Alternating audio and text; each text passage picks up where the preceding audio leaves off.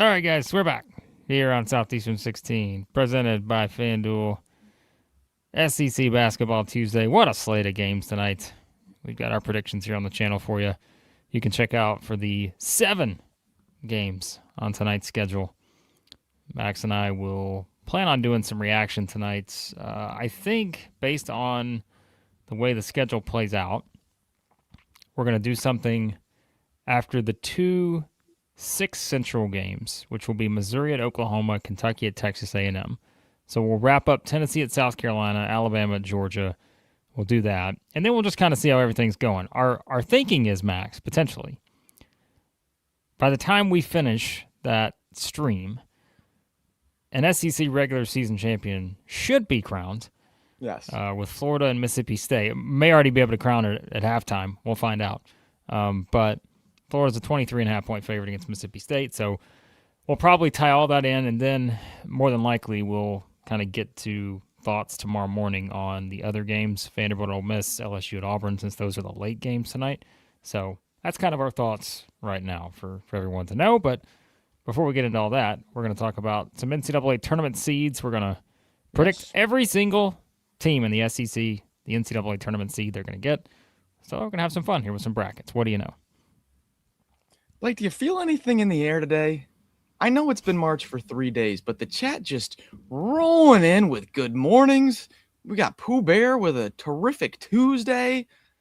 It almost feels like, with March kind of, turning from Farch to March over the weekend, it took everybody just a day or two to understand, like, oh, wait, it is March now. Had Arizona, Iowa State last night up until 12:30 Eastern, no problem. 5 hours of sleep, 6 hours of sleep, that's like 10 hours on a normal month. I feel like there's something lifted this morning. There's something lifted. I feel like everyone is starting to really feel the madness, Blake. I don't know about you, but that's how I'm feeling. Oh, it's always madness. It's always madness here at Southeastern 16. Grab a cup we of were Joe. talking before we came on. We're like, what do we do this month for March? We just talk about brackets for an entire month. That's all we do. The best. Just a bracket. We could do a bracket of any kind. Our favorite cereals, our favorite, just do a bracket every day. Should we just do a 30-day bracket challenge and just come up with a bracket every single day? We do a gut bracket on just the wildest topics, sports movie gut bracket. I mean, we got all kinds of stuff we could be doing here. Come on. But first, we got to talk about the SEC teams that are going to be in the NCAA tournament. We do. Yesterday, we did our gut bracket for the NCAA tournament. That was a lot of fun. And now, let's try to predict the seeds, Max, as we get into these teams. So, let's have some fun with this. All right? And we're going to start at the top because I feel like the top seeds are much easier to probably classify here. Okay? Wish we had, I probably should have done some graphics or something we could do just to look at each of these teams. But maybe there's like a Torvik profile on these teams or something we could reference and pull up. I don't know. Something that may... Tourney cast? Sure. Give me the tourney cast for these teams. Let's do that. That way people don't have to just stare at us the whole time. Give us some visuals on the screen here. All right. Ask and you shall receive, folks. That's what Start with Florida. It's the gift that keeps on giving here. March Madness. They're not bad. The Gators aren't bad. Let's start with them. Well, tourney cast there. Here we go. Look at this. Can you actually click on each team? Does it give you what does it do? What does it give you if you click on the team? You want to click on Florida's tournament? I just curious. I like to see what it says or does here. Just gives people a little reference to work with. Our preparation, always. We're just on it all the time. We plan this. There's not a real one perfect page for each team, but... Okay, that's fine. All right. Well, we can hop it up and down. We'll just use this, okay? Let's start with Florida. I think we're both going to project Florida to be a 2 seed, right? Well, I don't know. I think they have a chance at getting the last 1 seed. I really do. It's possible. Because if you look at pretty much all the bracketologies here, I'll also pull up the update from our guy, Mr. S. He's got Mr. S is here. Florida as the top 2 there, and UConn as the last one. Guys, I've seen some bracketologies with Florida as the last one already. I've already started to see it. If UConn wins out, they play Marquette, right? To close out Big East regular season here. And then if they win the Big East, they could pick up a win against St. John's, potentially Villanova. Anyone else would be sub top 50 on KenPom. So there's not a ton of room. Whereas Florida, if they go run through the SEC tournament and beat multiple top 25 KenPom teams, I don't know how you don't give Florida that last spot if both teams went out. I'm going to let Barry in. He's barking, but I've got some thoughts on that. Okay, what do you think, chat? If you had to, if UConn wins out, guys, they play Marquette, and then they'll get the Big East tournament. Let's say they win a Seton Hall, a Villanova in the quarters, a nice win there, and then a St. John's in the Big East championship. Okay, they grab two nice wins. Florida, they grab the last 2 wins here of SEC play. I know they close out with at Kentucky, so that'll be a big one. And then SEC tournament. If both teams, UConn wins the Big East, Florida wins the SEC, who's your last number 1 seed? For me, it's UConn. It's not UConn. Florida is going to be higher in every analytic. They'll be higher in Torvik when you do since February, since January. All the analytics will say give it to Florida. I don't know. I think, and I was going to mention the head-to-head, I feel like that's going to come into play, but the analytics do like Florida a lot more, I think. And I mean, just think performance-wise, I think it's hard not to probably right now pick Florida over UConn. Yeah, I think it was on ESPN last night. They did a little segment with Joey Brackets, and they were talking about NC State. And NC State just lost by 29 to Duke at home. And he was saying this is going to cost NC State a seed line less because it's a 30-point loss in a single game, but more because they've lost 5 of their last 6, and it's looking bad right now. And so it's like the committee will take into consideration, like Florida is just on a tear right now, and they look fantastic. Well, you remember how much they used to value the last 10 games. That used to be part of the equation. But, it's not technically anymore, but how is it not a factor? If you're considering you're fielding a tournament for March, how can you not factor in recent performances and have a little bit more of a priority on that versus what a team did in November or early December? So I'm going to pick Florida as a 2. I think that's where they'll wind up at because I don't know if I see UConn necessarily giving that one up more so than anything else. But I don't know. It's an interesting thought because, I don't know. I do wonder if they just. All right, that's fine. I'm gonna go 1. I think they sneak in. I mean, if they went out, I think they are going to have a better body of work if they went out versus if UConn wins out.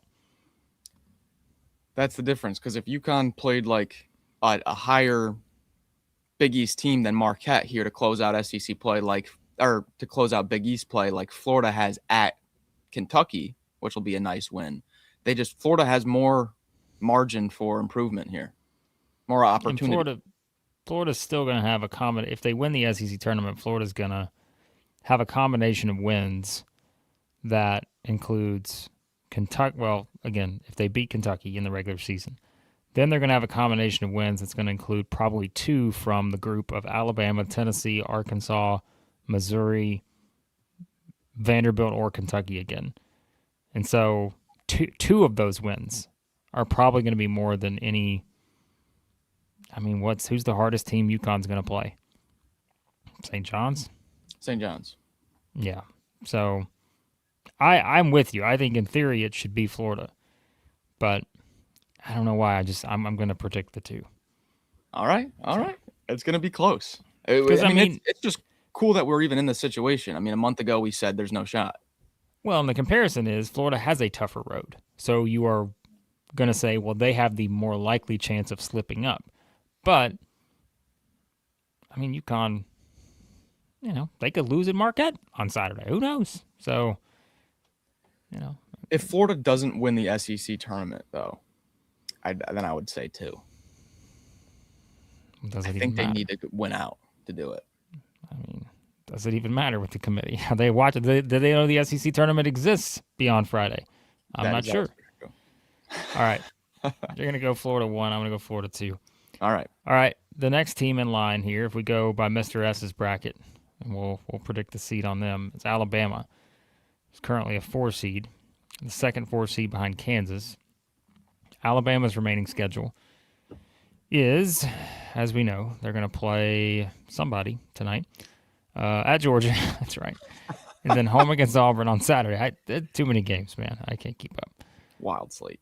At Georgia, home against Auburn. So Alabama, if they win out here, don't say we didn't tell you that Alabama could legitimately be looking at a 10-game winning streak to end the regular season. If they win tonight, I think it's going to happen. So they've got to jump. Man, that's a good group there. Yeah. That they're trying to jump. That's the thing, is who do you jump in this scenario? The problem there is we thought no JT Toppin was going to mean Texas Tech slides down the seed line, but that hasn't happened yet. Or yet might not happen at all. They've looked pretty good without Toppin. So I thought you were going to have at least one team there to jump. And then what did Kansas just do? Didn't Kansas just win a game? The Jayhawks. No, they lost. They beat Houston in the beginning of the week and then lost bad to Arizona. And Kansas has Arizona State on the road and Kansas State at home. So they don't have too much left in the regular season and then the Big 12. What about Nebraska? Nebraska's just hanging on to that 3. They've been there forever.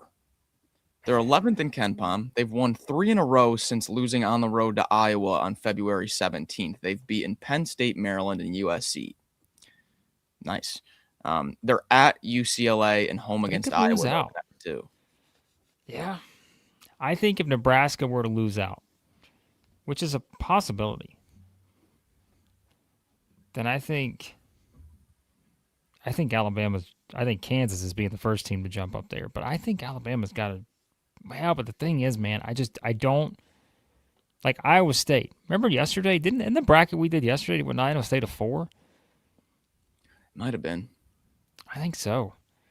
I mean, I don't know though. I don't really see it with Iowa State dropping because they have one game left, and that is Arizona State at home. They're going to win that game. Yeah, they'll win that. And I just don't think there's any room for Iowa State to fall. So they're not going lower than a 3. Right. Purdue also not going lower than a 3. Texas Tech at this point, yeah, I don't see it. Like, I think they're going to probably be locked in there. Because, like, Texas Tech theoretically they could beat TCU at home and then lose at BYU and still be fine. I don't think they're dropping. Yeah, because look at their body of work. They've beaten Houston, Duke, Arizona, Iowa State on that. Like, okay, they're not dropping. I'm sorry, no, they're not dropping. It's not happening. So Iowa State went on the road, locked them in there. Really, for Alabama, and I don't think they're getting jumped by Virginia or Gonzaga. So, to me, you are just rooting for a Kansas downfall here or Nebraska, which I think the Nebraska one, it's going to come down to those 2 teams for Alabama. Yes. And I think one of them I think odds are one of them falls, and then one of them gets the last 3, and I'm probably going to go Alabama as the top 4. That's what I'm going to go. I'm going to say Kansas jumps up. I'm going to say Nebraska falls down, and I'm going to take Alabama as the top 4. So, yeah, that's my thinking too. Okay, so we got Alabama as the top 4. Next on Mr. S's list, Vanderbilt is the top 5 here for him. Let's look at Vanderbilt's resume. Vanderbilt is also the top 5 on Bracket Matrix as well. So aligned there with Mr. S. All right. So Vanderbilt right now, still in the top 20 in the net. They're 18. They're 8-6 in quad one. They've got one quad two loss. They only have, see, this is where, again, people can say what they want about Vanderbilt. They've only played 8 games outside of the first 2 quads. For reference, Florida's only played 7. Alabama's only played 7. Arkansas's played 9. Tennessee's played 9. Kentucky's played 9. Georgia's played 11. And then it's like a bit higher with some of the others. Oklahoma's only played 9. So that's where like the SEC is really helping you here. And it's interesting because like Arkansas is actually the only, Arkansas is the only SEC team that does not have a loss outside of quad one right now. That's interesting. Wow. So, okay, so with Vanderbilt,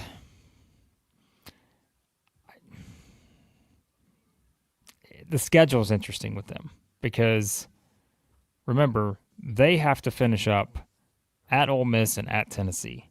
I think winning at Tennessee is going to be really tough. So if we give them a loss there, this game tonight's tricky, as we talked about, at Ole Miss.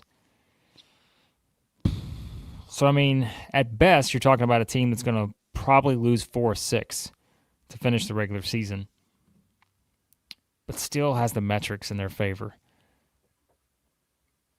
It's not an ideal end of the season there. I think they get jumped by Tennessee. I think they probably get jumped by Arkansas. Then, to me, it's just a matter of can they get jumped by St. John's or Louisville? I don't think any of the other 6s are jumping them necessarily. North Carolina has Clemson at home tonight in a big one, and then at Duke to close the season. So North Carolina has 2 games with high impact here.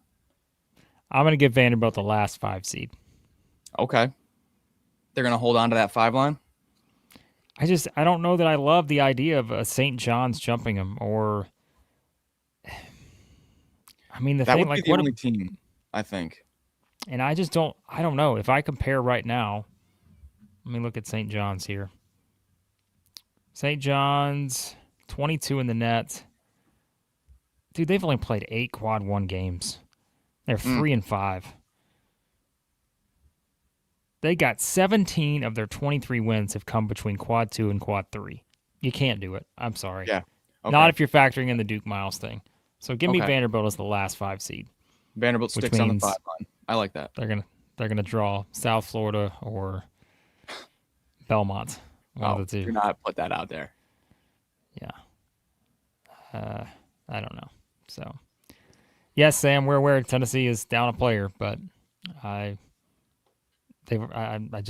not factoring that in necessarily. I think they'd still beat Vanderbilt because of the front court matchup. It's a bad matchup for Vanderbilt on the road there. Yeah. All right. I don't love this one though. The Vanderbilt one I don't love. I could see them fall into the top 6, but I'll pick them as the last 5. Well, in turn there, we basically just made a prediction that Tennessee sticks on the top of the 5 line, right? Or do you think they can jump up to a 4? Well, that's where you've got like Virginia and the Zags. Could Virginia or the Zags potentially drop to a 5, and with Tennessee grabbing the Vanderbilt home win and then maybe doing a little bit of damage in the SEC tournament, would that be enough for Tennessee? It would be enough for Tennessee to jump Vanderbilt. We'd have to see what North Carolina does. If North Carolina loses at home tonight against Clemson, there's a jump. And then it just turns into, okay, does Tennessee jump the Zags or Virginia for one of those last 2 4 seeds? I think it's doable. It's doable, but the Nate Ament thing worries me a bit. It doesn't necessarily worry me in the Vanderbilt matchup, but it worries me a little bit. Is there a timetable on him yet? No timetable for return as of yesterday. So, I mean, again, they didn't have to play him against South Carolina tonight, but I don't know. Yeah. I mean, again, Sam, I know what you're saying, but they lost Alabama by 2 points without Nate Ament. He played 11 minutes. They lost to the highest scoring team in the SEC by 2. So yeah, okay, I guess I'll go 5 then. I'm going to go 5-2 for Tennessee. Okay. And I think, I just think, but a lot of that could depend on Amon. I mean, I think they're going to win tonight. But look, if they lose South Carolina, I mean, see you later. You're heading to the 6th line. Oh, But we're not necessarily projecting that. So, all right, I'll go Tennessee, maybe just with Vanderbilt. Now Arkansas, I think, is interesting because I know. I said it. They're the only team that doesn't have a loss outside of Quad 1. And if we look at, what is it? Remember, wins above bubble was the big thing this year, the WAB. So if we want our WAB update, Yep. let's get a look at that. If my browser would load here, it's not loading. It doesn't want to show me the WAB. Should I look up the WAB? You might have to because this isn't working on my end. Is it WAB or WAB? How are we pronouncing the A here, folks? Wabe. Oh, God. What do you think about that? It's up to us. All right, I've got it. Let's see. What are you looking for? I'm looking for the WAB. Arkansas is a little Arkansas lower is 18th in the WAB, I think. Oh, 18th. I must have. Are they? Where are they? Men's basketball WAB rankings through March 2nd. Oh, no. Oh, wait. I'm looking at the wrong thing. Jeez. Yeah, you're right. They're 18th. Yeah, 18th. It's like something's wrong here with this ranking, but this is the wrong column. Okay. So they're ahead of Vanderbilt, ahead of Tennessee, slightly in the WAB. Slightly. Yeah, all these teams are grouped together. So yep. I think out of Tennessee, Vanderbilt, Arkansas, I think Arkansas might have the best chance just because of the Nate Ament injury. If that wasn't the case, I probably would have a different take. But I think out of these 3 SEC teams that you're looking at on the 5 line with North Carolina, I think Arkansas would be my best vote to jump into the 4s because they have home against Texas, big game, away at Missouri, big game. But I don't know. Tennessee could. It's just the Ament injuries throwing me off a little bit because I would have maybe liked to do Tennessee as sneaking into that 4 line. I want to say one of these 3 SEC teams on the 5 line can sneak in. I don't think it's going to happen. I think there's a better chance that one of them drops to the 6th and jumps into the 4. I mean, remember, the Zags don't have another regular season game to play. Right, not much movement for them left. So they're not moving, I don't think. I mean, they're 28-3. I don't see it. Like, they're stuck in a top 4 seed. Virginia. And I don't look unless Virginia just gets. I mean, look at their remaining schedule. They got 2 home games against Wake Forest and Virginia Tech. Now they've lost to Virginia Tech on the road in triple overtime, but that was last year, December 31st. I don't necessarily see that, but I mean, Duke could have just broken them, and it's possible. But you would say if you're playing the percentages, Virginia's going to win out in the regular season, and if that happens, I don't think there's anything they can do in the tournament to get knocked down. So I'm going to stick with Arkansas as a 5, and really it's because I'm looking at that 6 group because I'm just like, I don't think St. John's should jump any of the SEC teams unless one of those teams just has a bad loss, which I think Vanderbilt has the highest potential of that, or Tennessee losing at South Carolina tonight. But I just don't see it. Vanderbilt losing at Ole Miss, maybe. I don't love St. John's resume. There is a scenario that, and now I don't think it's going to happen. I'm not going to be picking it to happen, but Arkansas could end the season. I mean, Texas at home, they're going to be favored by about 5 or 6. On the road at Missouri, they're going to be favored by like 1, maybe 2, maybe 3, a basket. Yeah. There is a scenario where Arkansas trips up here on the way out with two matchups against some physicality. Yeah, but even then, that would knock them down to a 6. Yeah, they would give St. John's the nod, I suppose. But like if Arkansas I'm gonna pick them against 5. Texas and then loses it to close out on the road at Missouri when Missouri needs a big time win at home. Say Arkansas goes 1-1 here to close out, and then I don't know, maybe they win 1 or 2 in the SEC tournament, but they don't they don't win the SEC championship. They lose one of these next two. Do you think that's enough to hold them on the 5, or do you think they would get bumped down? I think that might be enough to hold them. Well, here's who you're comparing them against right now. Louisville, who is 20-9, 9-7 in the ACC. I'm sorry, I'm looking at Louisville's resume. It's not great. I don't know how they're a 6. I really don't. I'm not saying this because we got Kentucky fans on the channel, but how are they a 6 right now? Yeah, I have not been impressed. I've watched Louisville a few times the past month, and each time it's not pretty. Like, if we're going just by KenPom, Louisville's best win is against Kentucky, who is a 6 seed right now with Mr. S. Their next best win, NC State, who just got pummeled. Yeah, they're real bad. They got wins against SMU, Indiana, Cincinnati. That's their best 5 wins. They've lost at Stanford. I mean, they lost. I guess you can't really count losing by 31 to Duke, but yeah, you can. Why couldn't you? They've lost to Arkansas. They've lost to Tennessee. You can't move up Louisville. I don't think you can move up St. John's. I talked about their resume. I don't love it. And I mean, BYU.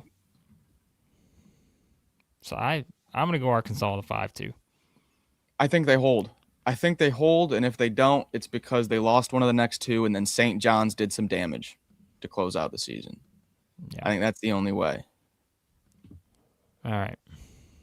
I mean, BYU's 20-9 too. And they don't have Richie Saunders, which is going to be. BYU's got 1 win over a top 50 team since December the 9th. That was Iowa State. Excuse me, TCU's 49th. 1 win over a top 49 team since December the 9th.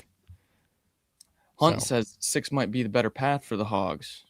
Avoid a little South Florida action and then get on to playing a 3 like maybe Nebraska or something. I wouldn't mind that for the Hogs. But unless if they win out here and they beat Texas and then beat Missouri, they're not dropping back to that 6 line. All right, so what about Kentucky? The Cats hanging on to that last 6 there right now. They have got opportunities away at Texas A&M. They're going to be pick 'em. Oh. What is the odds for that game tonight? It's a pick. Okay, Texas A&M by 1 point. So big opportunity tonight on the road and then home against Florida. So if you grab one of these, I think that's enough to stick on the 6 line. I think so, but the team that would scare me a little bit is Wisconsin. Because since, I mean, again, you talk about wins. This is a team that's won at Michigan.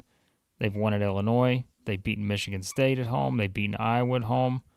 They've also lost at Oregon. They've also lost at home to USC. And they still go to Purdue. So now they play Maryland on Wednesday, which they should win that one by 80. Yeah. But then they go to Purdue on Saturday. And if you think about Big Ten tournament potential, that's where like they are going to have the chance to rack up some good wins there, maybe more so than Kentucky. If we're just, I don't know. Those 2 teams are tough. Sorry, Kentucky fans. I know you never want to be paired with Wisconsin in any conversation based on the history. But unfortunately, I think it kind of comes down to Wisconsin for Kentucky because do you see a scenario where St. Mary's is jumping? I don't. I don't know how you could bring that up. Nothing they could do the rest of the way is going to have them jump Kentucky, in my opinion, unless Kentucky loses out. Then there is, I suppose, a possibility. If St. Mary's won the tournament, beat the Zags again, then I think you could have them jump Kentucky potentially. I was just going to say, if that happens, if Kentucky does slip up and St. Mary's does not slip up, you're going to have a team in St. Mary's that's undefeated since February with 2 wins over the Zags and a WCC title. That would be hard to not move them up. But if Kentucky also takes care of their business, both teams performing well here on the way out, I don't know if that's enough for St. Mary's to jump them. This one's going to be close. I'm going to go with Kentucky as a 7. I think Wisconsin has a higher potential to jump up. If we're just assuming these are the seed ranges for these teams right now, I'm going to say I could see it happening for Kentucky, dropping 1. Now, Villanova just lost one of their most important players, Hodge, kind of like their power forward, versatile big man. He's down, so it's a huge blow to Villanova, who was already kind of thin there.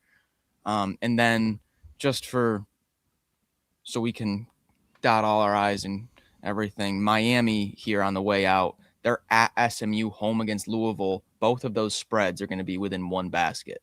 So Miami they control their own destiny, but I think they're too far out to, even if they do win out, to jump 1, 2, 3, 4, 5 different teams. I don't know. I think I'm going to go Kentucky as one of the top 7s.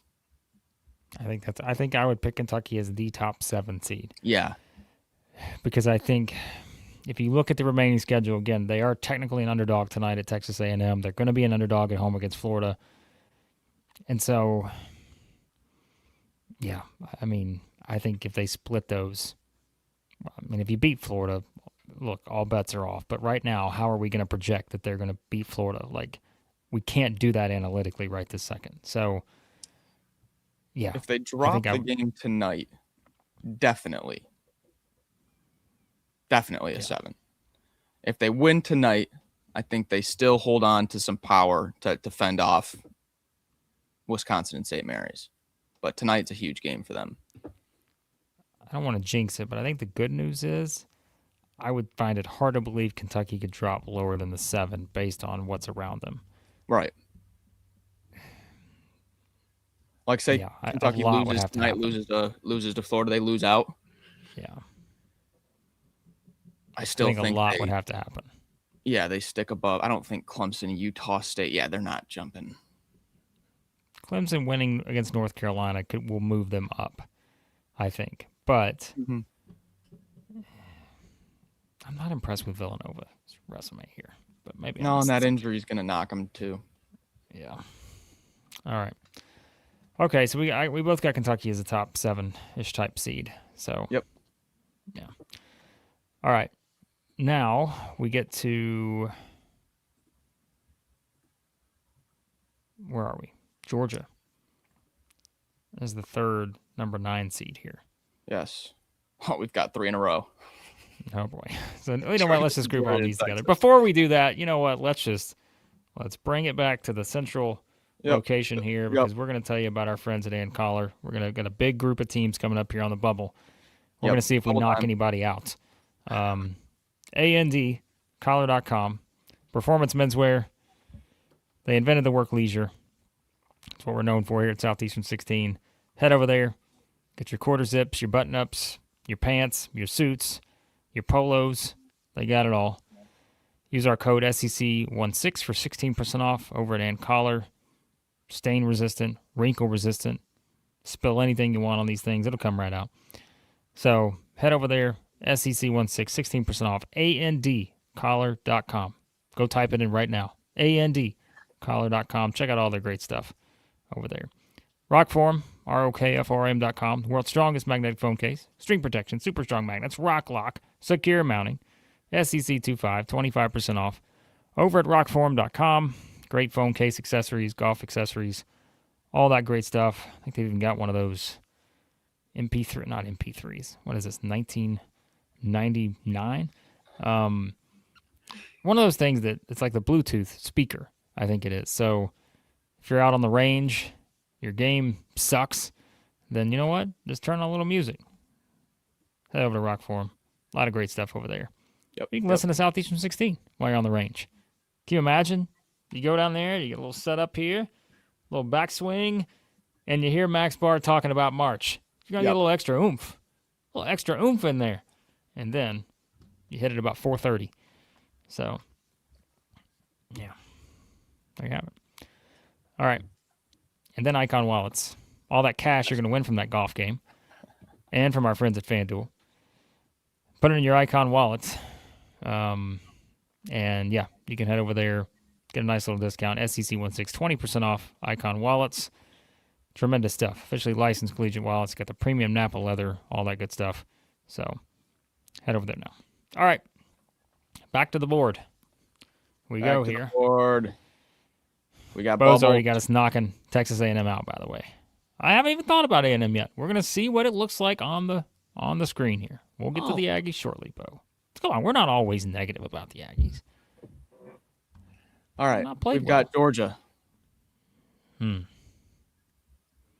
Georgia right now projected a 9. Remaining schedule for the Bulldogs. They have Alabama tonight at home in a game where they opened as a 1.5-point favorite. Blake, they opened as the favorite. What? They opened as the favorite. Yep, I was on it the second it released. Our friends at FanDuel. I was waiting for the lines to drop.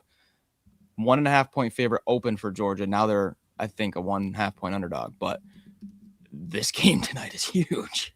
And then Saturday to close out regular season play at Mississippi State. Oh, boy. Wow, I didn't realize that. Okay, so Georgia, I mean, really, we have to compare these three teams. Like, that's what it comes down to because they're all in similar spots. Do you want to just loop them all into the same conversation? Yeah, let's talk remaining schedules for the other two teams, and then we'll assess.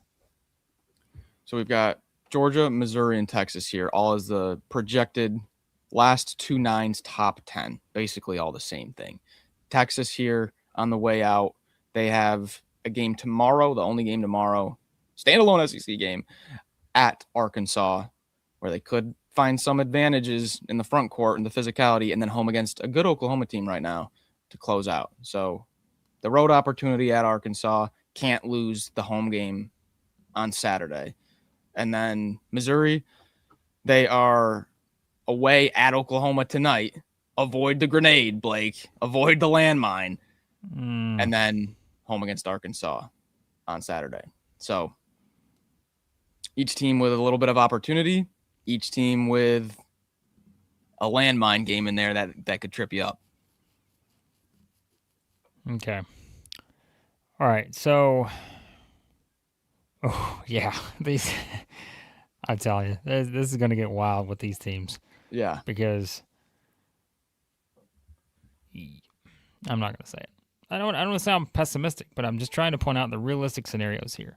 Like, it's not out of the realm of possibility that all these teams could, like, lose their remaining games here. It could happen. And that's the Oklahoma effect, to be honest with you folks.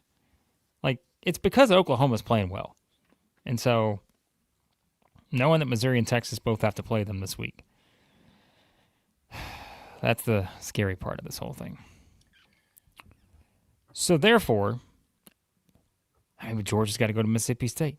Maybe I was a game off. I was worried about Missouri going to Mississippi State. Maybe I should be worried about Georgia going to Mississippi State. This game tonight for Georgia is pretty much going to determine their seed line. So I don't think they'll lose at Mississippi State last game of the year. If they do, then I'll be wrong here. But say it's a decent close game tonight. Win or lose, it's a close game. And I think that's enough for Georgia to stick on the 9 line. I think if they lose tonight and then lose against Mississippi State, 100% they're dropping. But I think they just keep it close to the projection tonight, win or lose, and they stick on a 9. I might be too high on Georgia, though. The team that would worry me in this range. By the way, when was this updated? Yesterday? All right. So NC State heading south. Right. So that opens up some room here. And I think UCLA is the team that I'd be a little concerned about since they do play Nebraska at home tonight. If UCLA wins that one, I think they're jumping to that 9. And to be honest with you, well, they finished the season at USC. No Chad Baker. Yeah. Okay, so NC State dropping down. I almost think that would move Texas up. Like I think they would drop all the way. I think NC State would drop to a 10 right now, maybe. Because they just got demolished. Well, and that's the thing. It's like it wasn't just the Duke game, like you said. It's what Lenardi was talking about. The bigger picture of the recent They've lost results. 5 of 6. Yeah. Yeah. The loss at Notre Dame is really hurting them. So NC State, I think, would drop down to a 10. So let's And just the game assume we before have all that, it the was a SEC. 29-point loss to Virginia. It's been like two Yeah. 30-point losses in the last 3 games. Well, yeah, and the Louisville game was not that long ago, and they lost by, 41? Yeah. So Okay. NC they're State. they're dropping down. So for now, we're going to say all the SEC teams are on the 9 line. Okay.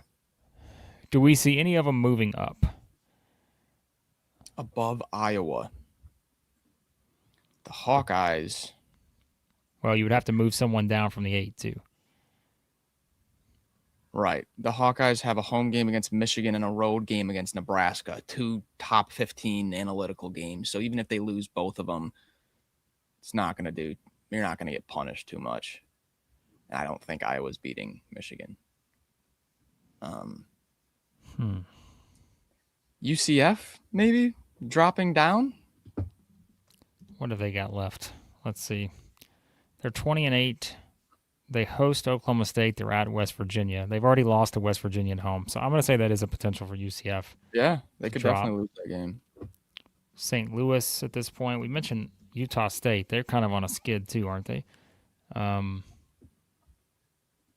mean, St. Louis has dropped the 2 road games at Rhode Island and Dayton, which has not done them any favors in the past 3 weeks. But they play Loyola tomorrow night. They're going to win that one by 50. And then they're at George Mason. So you would think St. Louis is going to be okay. Yeah. Utah State's lost 2 of their last 3. The 2 losses were on the road at Nevada and San Diego State. So I'd say Utah State would maybe be my candidate to drop a little bit more than a St. Louis. And I don't think Clemson's moving. So, okay, here's what I'm going to go with on this one. So I'm going to keep Georgia as a 9.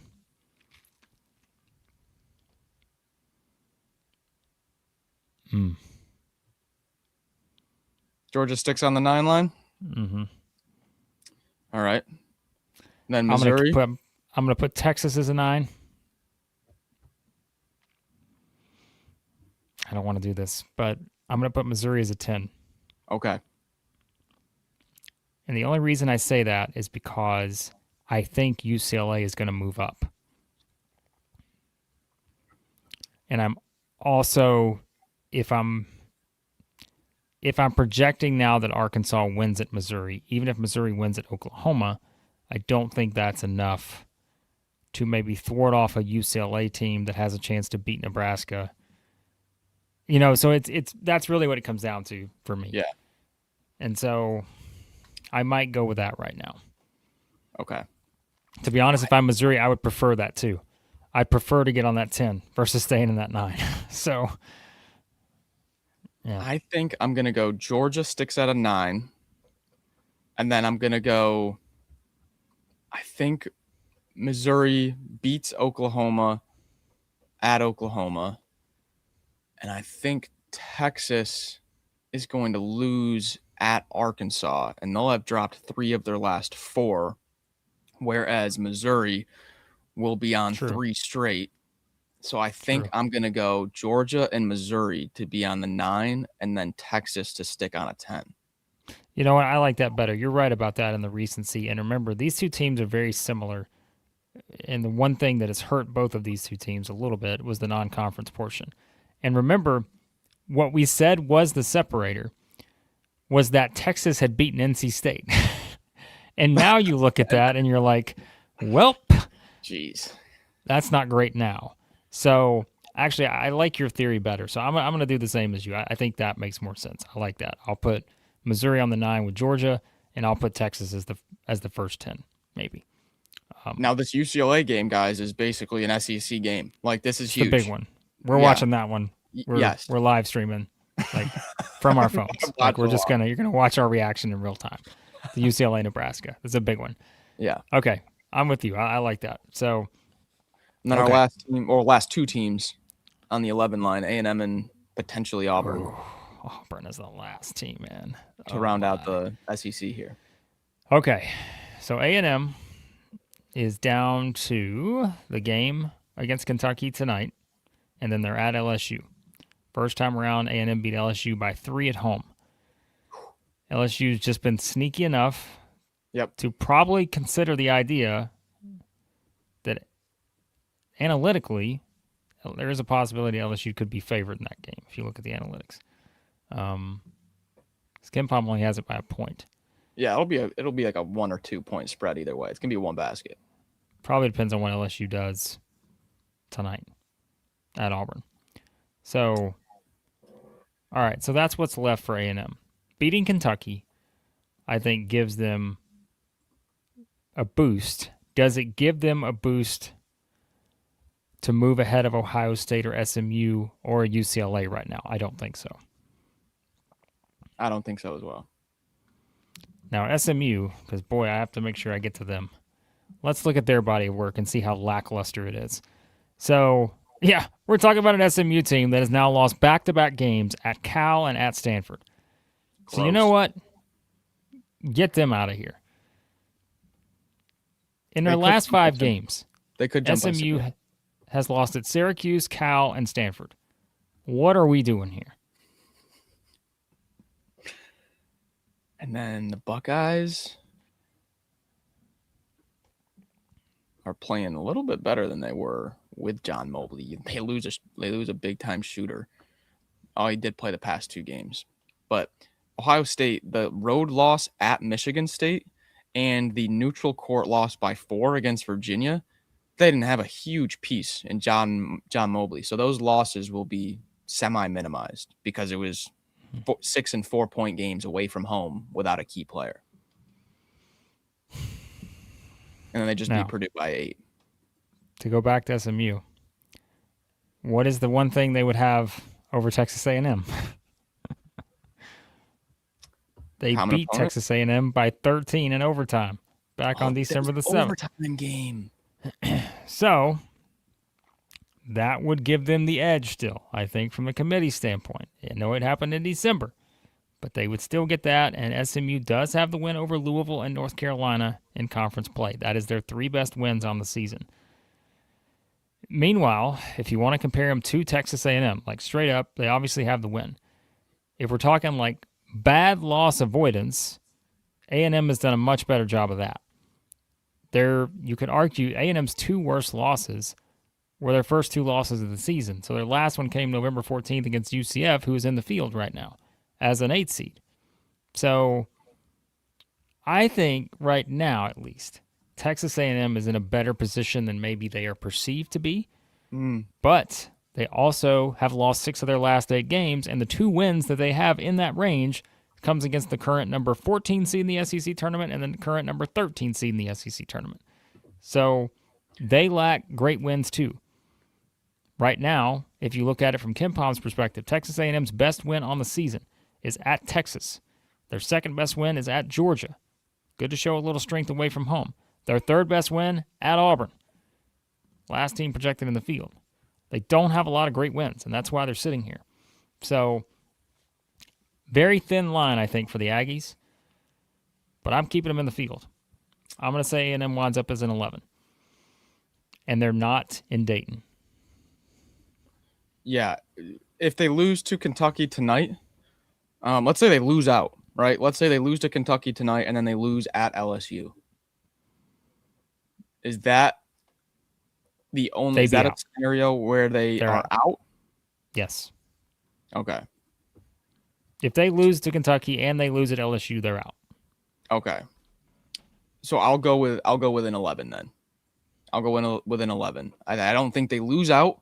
I also don't think, like you said, there's enough kind of room to, given the SMU head-to-head, given Ohio State's past 2 weeks, plus the injury there, I don't think there's enough. And UCLA is going to jump up, we think. Texas, not enough there. Yeah, I'm going to go 11. And I know Alan's saying that A&M moves to 10 if they win tonight. I think they should jump SMU because I think if they beat Kentucky tonight, I think that would give them an argument to jump SMU despite the head-to-head. So I agree with Alan here. I think they should move up to a 10 if they win tonight.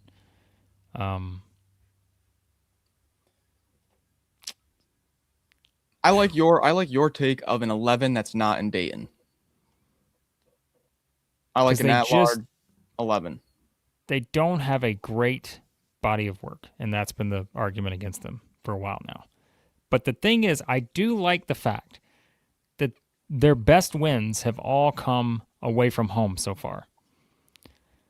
So there's something to that, I feel like, Mhm. with the committee. And they Mhm. could really have a signature win tonight, which Kentucky would be their best win of the season from just an analytical standpoint if they win tonight. Are you So talking yourself into a 10 seed here? Are you talking you know yourself what? into Move a them 10 up. Give me the Aggies with a 10. I move them up. And seed? only because they're replacing SMU in my mind, which, you know what? Give me Santa Clara up there too. So give me the Aggies. Give me the last 10 seed for Texas A&M. Oh my Move the god. Mustangs out of there, please. Blake and the Stangs. Get them out of there. Okay. I think I'm going to stick with Texas A&M on 11, but I think it's a much higher probability they sneak into a 10 than falling completely out of the tournament. I agree with that. It leaves But us if you can't lose at LSU, no, which is a possibility. which is because they only beat them by 3 at home, so possibility. Auburn, All right. the Tigers. Does the SEC get 10 teams in? Do they get 11 teams in? It comes down to Stephen All Pearl in year 1. Let's talk about it. I could just give you my answer right now, but let's talk about it. Okay. So Auburn has lost 7 of 8. Chat, weigh in, by the way. I want opinions on this one. Auburn in or out? Thumbs up, thumbs down. Gladiator style. Yep. Which one? Auburn's lost 7 of 8. They host LSU tonight. We are going to analytically project that they win that game. We did the same thing against Ole Miss and didn't work out too well. They go to Alabama. All right, here's Auburn's raw data here. They are 15 and 14 overall. They are 6 and 10 in the SEC, which really does not matter. Like, again, folks, don't forget that. Your conference record, if you think it matters, go back and look at the SEC last year. Teams get in at 6 and 12. So, if you want to play the game of like who's around them, right, which is very important here, you have, who does Mr. S have? So he's got TCU, Santa Clara, New Mexico, Auburn, and then Indiana, San Diego State, VCU, Virginia Tech. Yep. So Indiana, the first team out. Let's just play the head-to-head Auburn versus Indiana for a second, okay? So Indiana's body of work. They are 17 and 12. They've lost 4 in a row, including a home loss to Northwestern. So they have one of those Ole Miss type losses for them recently. Yeah, similar spots. Indiana has beaten Purdue at home. Auburn has beaten Florida on the road. I'll take Auburn's win in that scenario. Indiana has won at UCLA. They've beaten Wisconsin at home. Both those games in overtime, but guess what? Doesn't matter. They won them. Indiana's best non-conference win, here's a stat for you. Kansas State. Yikes. So in all honesty, I can see why Auburn would be in ahead of Indiana right now because they have a just not so great resume. Their resume is about as average as it gets, and yet we're wanting to expand the NCAA tournament. Oof. Man, Indiana's best win in non-conference being 102nd in Ken Pom is just alarming. Oh, wait, they did beat Marquette, who's number 100. Okay, but never mind. Best win's 100. Great. Marquette's 10 and 19. Where Auburn in the non-conference has a 1-point loss against Houston. They have a 9-point or 11-point win on a neutral against Oregon, a 9-point or 11-point win on a neutral against St. John's. That's looking fantastic right now. A 10-point win against NC State. Like, their non-conference resume is way better than Indiana's non-conference resume, but they've only won one game since January 31st. It's March. To me, there's a bit of a gap between Auburn and Indiana. And Auburn has a better strength of schedule. Let's look at San Diego State real quick, because this is where, again, it's going to matter when you're talking about these teams that are hovering around this range. San Diego State's 19 and 9. They have a win against Utah State, but they've lost 3 of their last 4. They've lost at home to Grand Canyon. They've lost to Colorado State on the road. They lost to New Mexico on the road, who is one of the Final Four teams in there. They got beat by 23 to Arizona, lost by 40 to Michigan. Their best non-conference win, Oregon, Utah Valley. That's not going to cut it. Utah Valley, yeah. That's not going to cut it. So, are any of these teams in the bubble like trending upwards, or are literally all of them like losing 5 of their last 6? They are have looked good for 2 months. Like that's what Lenardi said last night. Whether you like Lenardi or not, he's got a great point about we got way more teams playing their way out right now than playing their way in. But guess what? That's great for Auburn because you got to field a tournament with 68 teams. Doesn't matter what your resume is. You got to have 68. So if your resume is still better than these other teams, you're going to take that. So VCU, meanwhile, not necessarily the case.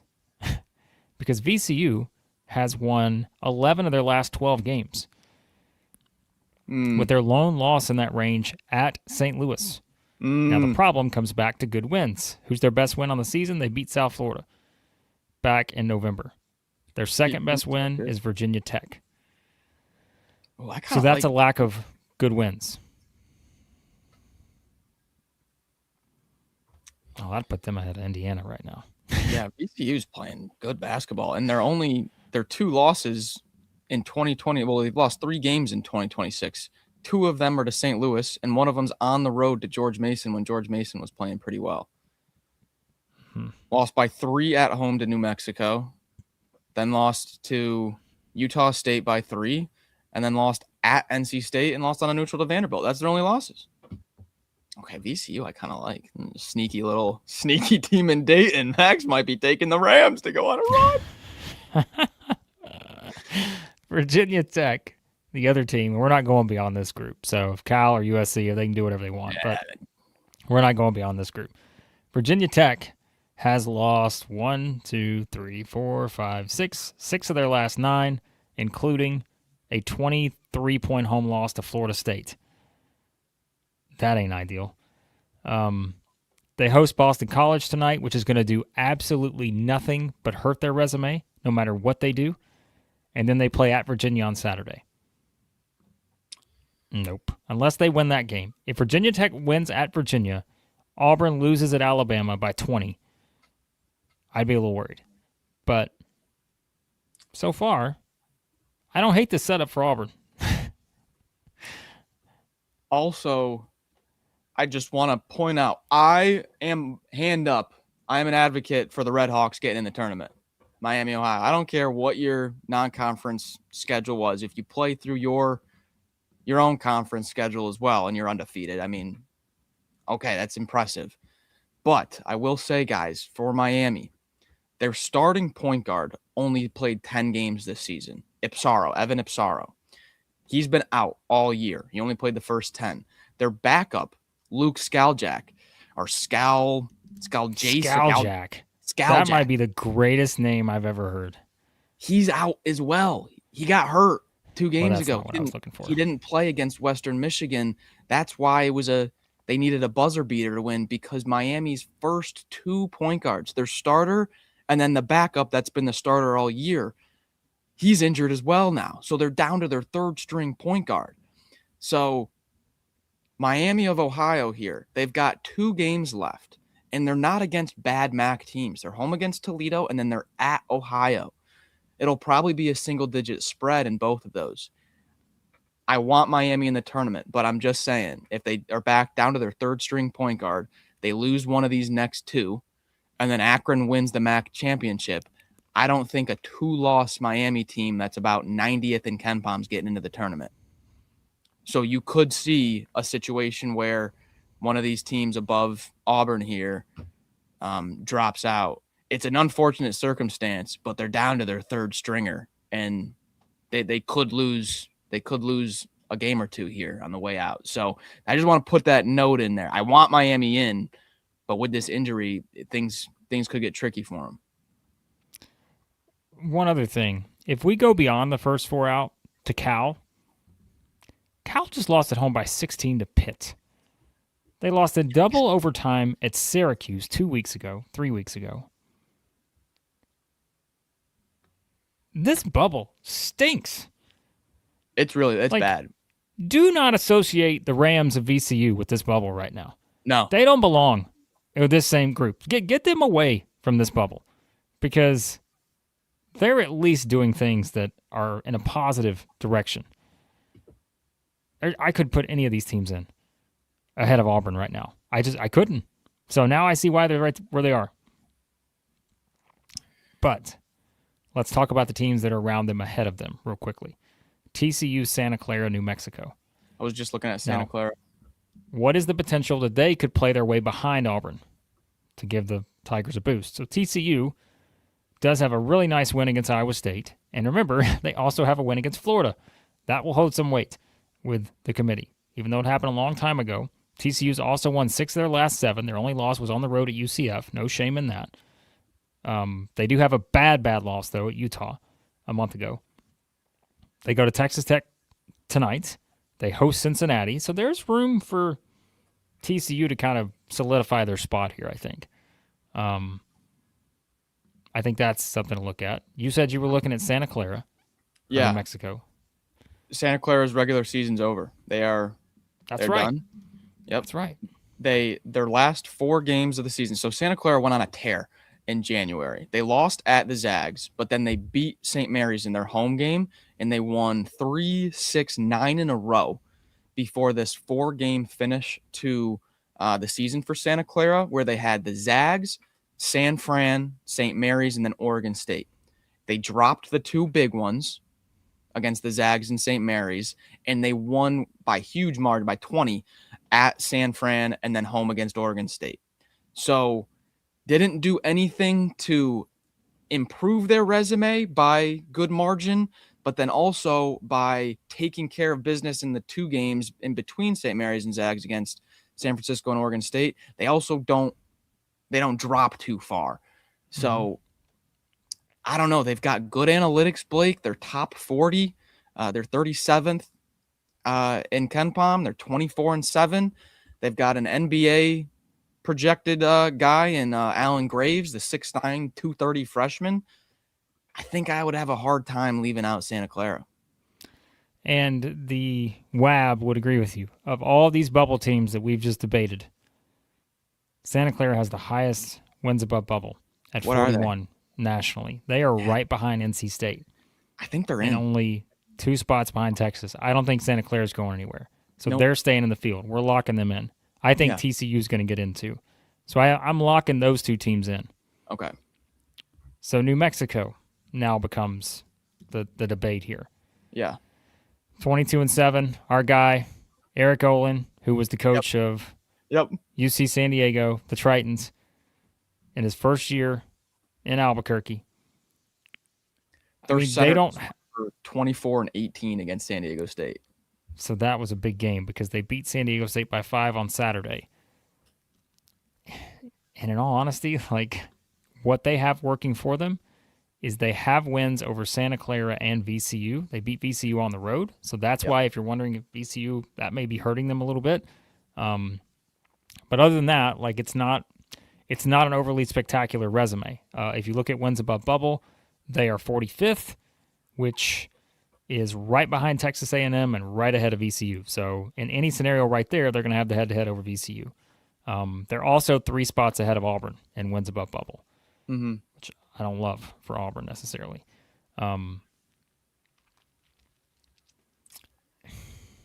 I've watched New Mexico, though. I've watched a good amount of Mountain West, and they're just not that good. They host Colorado State, and then they're at Utah State to finish the season. Let's say they win at home against Colorado State tomorrow, and then on Saturday they lose the road game at Utah State. They lost to Utah State at home the first game of February by 20. So let's say they lose that. They go 1-1 to end the regular season. If VCU wins out, I would put VCU ahead of New Mexico. All right. We got to make a pick on Auburn here. I think we gave you the best possible course here of what we could. I'll give you one more tiny thing that I think is important to note. when it comes to right now, if you're picking the Auburn versus Indiana. I said I thought that was a pretty sizable gap. Here's another reason why there's a big gap between these two teams. Just looking at KenPom here. Non-conference strength of schedule. Indiana, 304. Auburn, 26. And Auburn has played the second or third toughest schedule in the country. When I look at this bubble group, I'm like, man, VCU is the only team I would even consider putting ahead of Auburn right now. And I still don't think I would. What we've not factored in is the inevitable bid stealing possibilities. Teams that we're not even discussing that are going to make the NCAA tournament and push one, two, or more of these teams out. That's the kicker right there. If there was not a single bid stealer, there's not one single bid stealer. St. Louis wins their conference. Miami just goes ahead and wins their conference. There's no bid stealing that happens whatsoever. The Big 12, ACC, no one that's not projected in the field wins the Power 5, Power 6 conference tournaments. It's all as it should be. I think Auburn sneaks in the last spot, but we know that's not going to happen. I've got Auburn out because Auburn is 15-14. If they beat LSU, they're 16-14. If they lose at Alabama, they are 16-15. And unless they win the SEC tournament, they are going to have 16 losses on Selection Sunday. I don't see it. I think with the number of bid stealers that are out there, you would need everything. You would need everything to go your way. And you have to win at Alabama. And right now, as of today, I just saw the team lose at home to Ole Miss. I don't know how anyone in the chat could predict that Auburn's going to win at Alabama. But Sean just said, given the kind of season it's been, this is what will happen, and they'll play their way in. But right now, I don't think you can project that, so I would have Auburn out as of right now. It's losing the last 2 games, really. It's losing by 12 at Oklahoma, and it's losing by 6 at home to Ole Miss. Yep. That has played them out of the tournament, and I think I am also going to say it pains me. I've been holding on to 11 for months now, Blake. I've been holding on to 11 for months, but I think the last 2 games have played Auburn out of the tournament, and I'm going to go 10 SEC teams. That's my call right now. So I'm going to go 10. I think A&M is in a better position than I thought they would be based on what's around them now that we've kind of looked at it a little bit. And I think that Miami of Ohio is going to be an interesting dilemma, but I think they would get the nod right now. And so, yeah, I don't. Auburn they need everything to go right, and they have to win at Alabama. And that's my biggest issue with them right now. It's not even getting to the what-ifs of the conference tournament. It's they have to win at Alabama. And this is the team right now that what I've seen in the past week or so, that is not a team who you are going to feel like has a high probability of winning at an Alabama team who has been as good as anybody over the past 3 weeks, 4 weeks. So, yeah. All right. There you have it. Whew. What an exercise that was. Oh, man. Look at that. We're ready. Give me VCU to the Elite Eight right now. We're all in. Come on.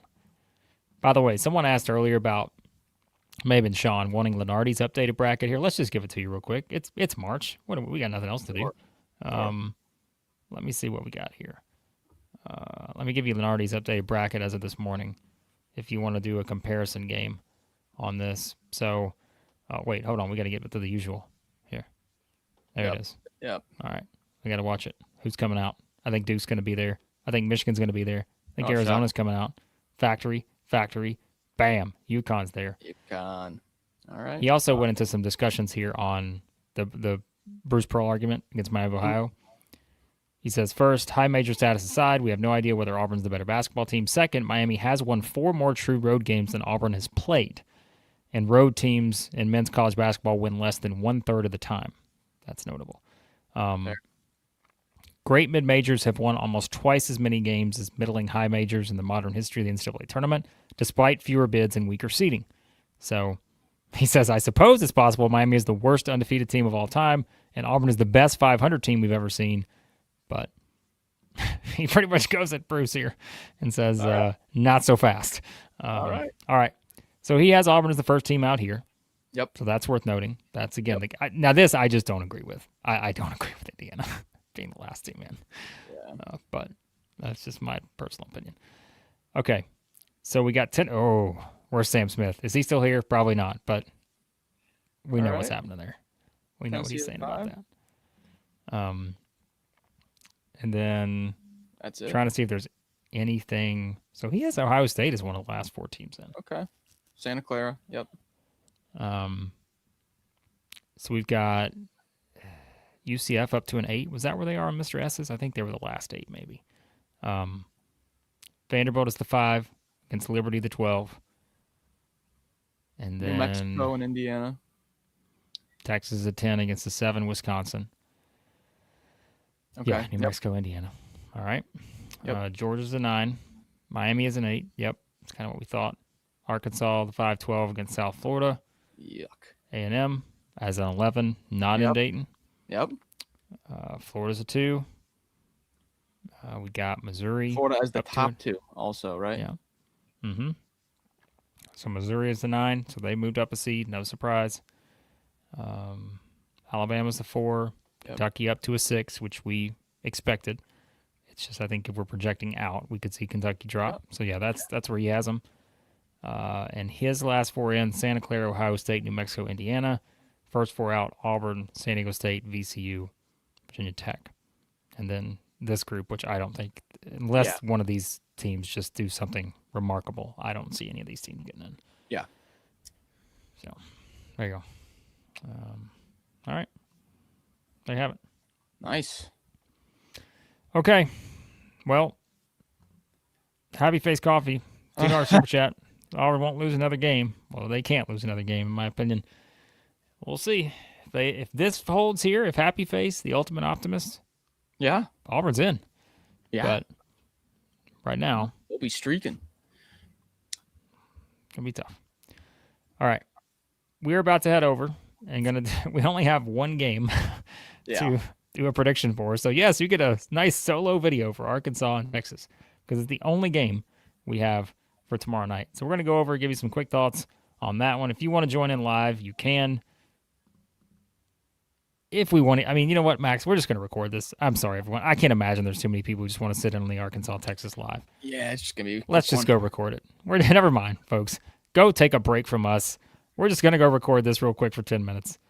And there you go. I do have something to plug that you could potentially do in the next 10 minutes. Oh. It's a big day, Blake. It's a big day. Oh, is this the day? It is a huge day. The SEC All Bully Ball team for 2025-2026 voting has opened as of this morning. The committee has been hard at work, very hard at work. A lot of meetings, extensive vettings. The committee had to fly to Vegas, big meeting in Vegas over the weekend. I was on assignment, as Blake told you guys. So a lot of committee meetings, long hours, early mornings. But if you go to my Twitter at Max Barr CBB, the pinned tweet will have a link to this Google form that I need to remove the bracketology for and put up the Google form for. There it is. You can go. You can see my million tabs, the method behind the madness here. And you can go down. You will choose one participant, one representative per team, as we will have a 16-man representative list. I've gone down, and if it was a player that only played like 2 seconds, then I don't have them on the list. But if you go all the way down to the bottom after collecting your representatives, you list your official 5-man all bully ball team. We've already gotten quite a few responses. Last year, I think we ended with about 50 votes from the people, and we're on pace to shatter that record. Who was the first person who filled this out? because I want to know who is like close to your level of just pure madness. Let me see. I have to go to the This is important. Responses. How many responses have we got in here? I don't know if I'm going to be able to pull it up right away. That's okay. Save it for next time. It's a cliffhanger. Cliffhanger for next time. Go ahead and I know when I checked this morning, I already had like 6 responses on it. And I was like, holy smokes, I just posted it. I'll read mine live on air after I fill mine out. Okay. There you go. I'll read it in tomorrow's show. Also, there will be a 5-man bully ball team with a player of the year for who receives the most votes. So I do it. Is King Rubin overqualified for the bully ball team? I had a comment that said he should get all 5 spots. So that's my question, because I'm like, this seems like kind of a lock to me, but I don't know. We'll see if the people agree. All right, we're out of here. We're going to go record this Arkansas tape. It'll be up in a little while on the channel. I know Sam's asking about baseball. I don't think there's any baseball today. Could be wrong about that. I know we've got some football stuff going up, but don't know if there's any baseball today. And then tonight, we will have reaction live after Missouri, Oklahoma, Kentucky A&M. We'll share thoughts on everything going on, and our thinking is that towards the end of that stream, Florida may be locking up a regular season title. If not, we have plenty to talk about with Mississippi State upsetting the Gators. So plenty to discuss tonight. All right, we appreciate you guys. Hit the like button on the way out. Hit the subscribe button. More brackets to come. Maybe we'll come up with a bracket for you tomorrow and just keep bracketing this thing all the way out. All right. Thanks for watching. We'll talk to you soon here at Southeastern 16, presented by FanDuel.